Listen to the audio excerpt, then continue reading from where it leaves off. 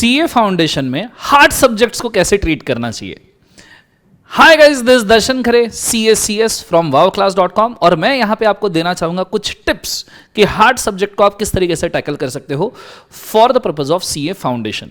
ठीक है, first and foremost thing, अगर आप देखो तो आपके पास 4 सब्जेक्ट्स है, accounts, second law, third economics और चौथा मैथमेटिक्स स्टैटिस्टिक्स। ऑब्वियसली लॉ के साथ BCR और इकोनॉमिक्स के साथ में BCK। अब इसमें से अगर आप देखो तो आपके 2 सब्जेक्ट ऑब्जेक्टिव है और 2 सब्जेक्ट सब्जेक्टिव है। अकाउंट्स लॉ सब्जेक्टिव है और ऑब्जेक्टिव में इकोनॉमिक्स और मैथमेटिक्स स्टैटिस्टिक्स आता है।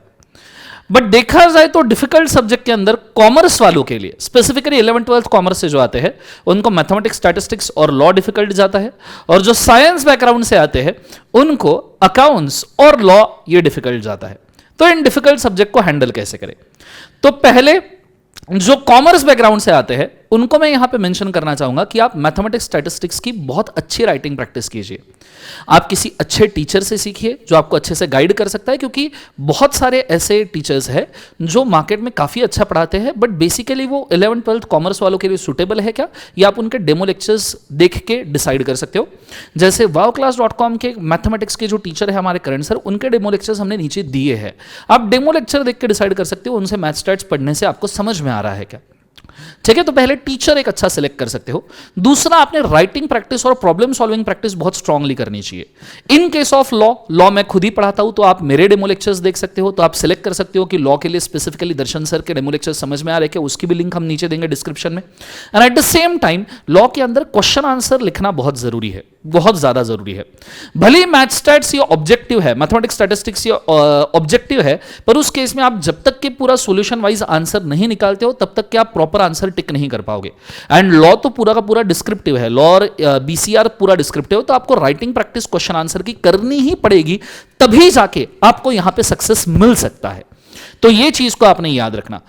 अगर आपको कोई भी सब्जेक्ट सीए फाउंडेशन में डिफिकल्ट लगता है तो कुछ टिप्स मैं यहां पे देना चाहूंगा। ये तो बेसिक टिप्स थी। फर्स्ट, सिलेक्ट फैकल्टी प्रॉपरली, कि आप कौन से स्ट्रीम से और आपकी कौन से फैकल्टी आपको सूट कर रही है। सेकंड, आप उसके राइटिंग प्रैक्टिस ज्यादा कीजिए। सेकंड टिप है आप उसकी राइटिंग प्रैक्टिस ज्यादा कीजिए। और थर्ड टिप है कि आप उसके प्रॉपर टेस्ट सीरीज दीजिए। ये 3 टिप्स आप याद रखिए। सिलेक्ट फैकल्टी प्रॉपरली, जो आपको बहुत बेसिक से पढ़ाए। जैसे इस बार हमने लॉ के भी बेसिक लेक्चर लिए हैं, 10 lectures just for law basic, कि लॉ क्या होता है, लॉ पार्लियामेंट में कैसे पास होता है, पार्लियामेंट में कितने लोग होते हैं, इंडियन पॉलिटिकल सिस्टम कैसी है, इलेक्शन कैसे होते हैं, क्योंकि इलेक्शन इंडियन पॉलिटिकल सिस्टम ये बहुत ज्यादा जरूरी है to understand how law is prepared. तो ऐसे 10 बेसिक लेक्चर्स हमने लिए, इंक्लूडिंग जम्मू एंड कश्मीर के रिगार्डिंग भी। तो ये अगर आप देखोगे तो इससे आपका बेसिक क्लियर होगा। बेसिक क्लियर होगा तो एक बेस बनेगा और सब्जेक्ट आपको अच्छे से समझ में आएगा। सो select a proper faculty, writing practice बहुत ज्यादा जरूरी है, और साथ साथ में आपने प्रॉपर टेस्ट सीरीज प्लान करनी चाहिए।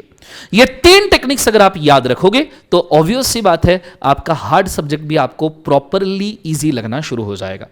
सो ये चीज को आपने याद रखिएगा। These are 3 pro tips. Select proper faculty, writing practice ताकत से कीजिए, एंड ऑब्वियस सी बात है कि आप प्रॉपर टेस्ट सीरीज दीजिए, जिससे आपको आपकी क्वेरी समझ में आए। टेस्ट सीरीज का एडवांटेज होता है जिससे आपको आपके डिसएडवांटेजेस समझ में आएंगे, आपके प्रॉब्लम समझ में आएंगे, और आप उसके ऊपर रिवर्क कर सकते हो।